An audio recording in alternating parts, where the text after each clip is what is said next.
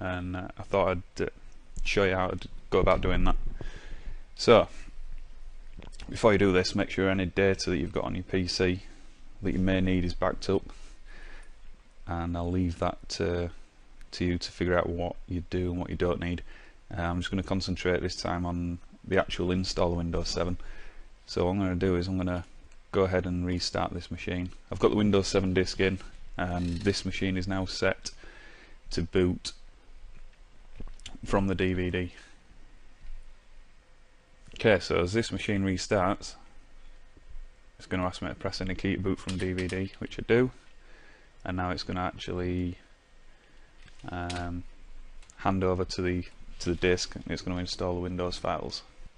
Okay, it's now going to start Windows, and it's going to actually boot from the disk and give us the options to install. I'm going to cut this video due to the fact that I don't want to, produce a 1.5 hour video. So I'll show you the important parts and edit the rest out. Okay, here we go. It's going to ask us for our language, and I'm in the UK, so we'll just switch that to UK and then hit next. Okay, this is where we get the option to install or repair. Now we've covered repair before in the advanced system restore video, so this time I want to install, so we're going to click install, and that's going to start the setup process. Okay, we've now got to accept the license terms, and then have a read through these. I've installed Windows enough times to know what it says. We'll click on next. So we're going to do a custom, the advanced one. This is due to the fact that I want to wipe this drive. I want to do a format of it, and you'll see here that we've got a 10 gig drive here. This is a virtual machine. It's not a full-blown PC, which is why it's only got a 10 gig hard drive in. So I want to go to drive options. This is going to give me the options now to format the drive. So we make sure, and this is very important, make sure that if you have got multiple drives in here, that you are going to format the correct drive. It's just going to tell us it might, partition might contain recovery files. Click OK. I'm OK with that. So it's now going to format the drive. Okay, so now that's formatted, click on next, and this will begin the install. It's going to copy the files, and it's going to go through the install, and this is where I'm going to cut the video, otherwise we will be here for the next hour. Okay, Windows will restart, and when it does, once it's expanded all the files, before it goes into the install,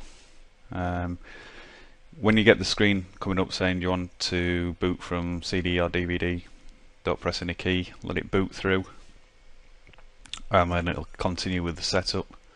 Okay, again you'll see that the computer is going to reboot again, and at this point again don't press any key, let it boot through. If you press any key, you're just going to go into a loop and you'll go back and start again basically. So we'll let Windows restart.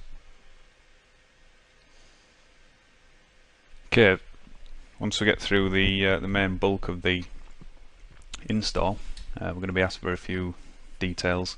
So we're going to add as name here.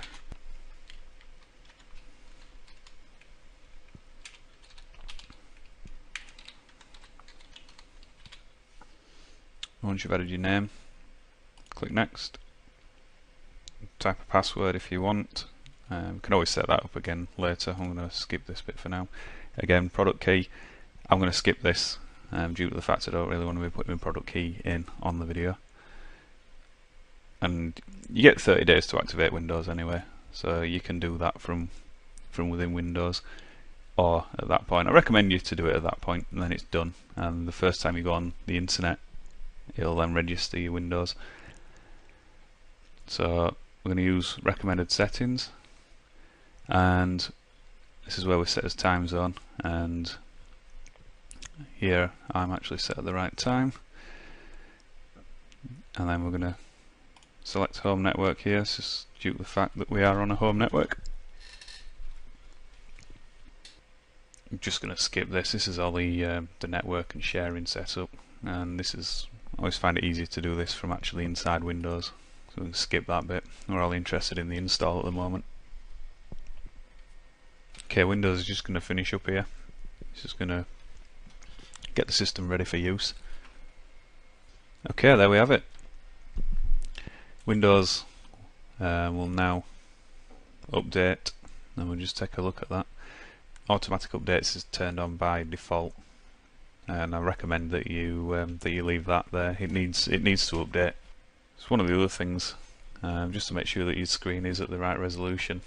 Sometimes it doesn't auto detect it, and to do that we just right click on the desktop and then go to screen resolution,